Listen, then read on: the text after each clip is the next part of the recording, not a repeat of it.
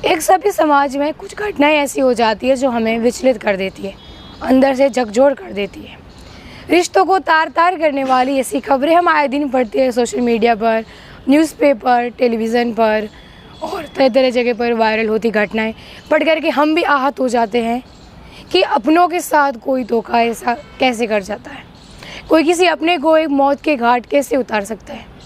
एक किसी चीज़ में हिस्सेदारी नहीं मिले तो क्या किसी अपने का मर्डर कर दिया जाता है। हाथ या रूह कांप क्यों नहीं जाती उस आरोपी की जब वो सोचता है कि मैं इसको मार दूं। आज की ये घटना भी एक ऐसी दिल दहलाने वाली घटना है, रिश्तों को झकझोर करने वाली घटना है। और ये घटना जालोर जिले के बागोड़ा थाना इलाके की है, जहाँ पर दो दोहिते अपने नाना पर कुल्हाड़ी से वार करके उनकी हत्या कर देते हैं। नमस्कार, मेरा नाम है ममता, आप देख रहे हैं द घटक। बागोड़ा के रहने वाले धनाराम और दिनेश, उम्र उनकी महज 27 और 25 साल, प्रॉपर्टी के विवाद को लेकर के यानी कि हिस्सेदारी को लेकर के, प्रॉपर्टी में हिस्सेदारी की चाह इस कदर बढ़ गई कि उन्होंने एक पल भी नहीं सोचा अपने नाना को मौत के घाट उतारते हुए। धनाराम और दिनेश की मां, जिसका नाम पारू देवी था, उसका ससुराल रामसीन में था और बागोड़ा में मायका। वो अपने पिता पीराराम के साथ पिछले 15 साल से रह रही थी। ससुराल में नहीं रह रही थी क्योंकि उनका पति जो है वो उनसे झगड़ा करता था, इसलिए वो अपने पिता के साथ रहती थी, पिता की सेवा करती थी और वहीं पर खेती बाड़ी का काम जो है वो करती थी।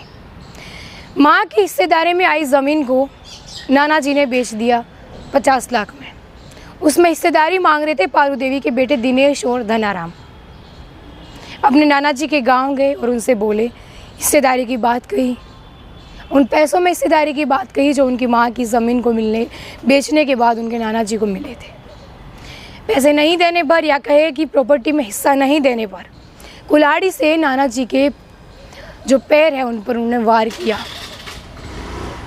जैसे ही वार किया, नाना जी बेहोश हो गए। उनको अस्पताल में भर्ती किया गया, गुजरात रेफ़र किया गया। वहाँ पर उन्होंने अस्पताल में अपना दम तोड़ लिया।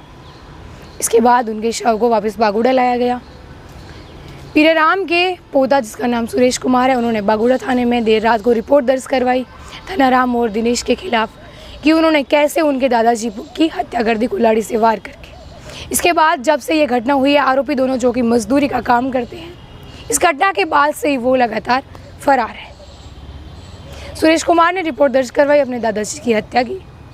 कुल्हाड़ी से उन्होंने पीराराम पर वार किया था। पीराराम एक बुजुर्ग थे, उनकी क्या गलती थी? 50 लाख रुपए के लिए या प्रॉपर्टी में हिस्सेदारी के लिए अपने नाना जी को उन्होंने मौत के घाट उतार दिया। एक पल भी नहीं सोचा वो माँ जिन्होंने उसको जन्म दिया वो उस माँ के पिता थे, या यह भी नहीं सोचा कि जिस तरह से हमारे पिता है उसी तरह से ये भी तो मेरी माँ के पिता हैं। एक सभ्य समाज को ये घटना बिल्कुल भी शोभा नहीं देती जो आए दिन हो जाती है।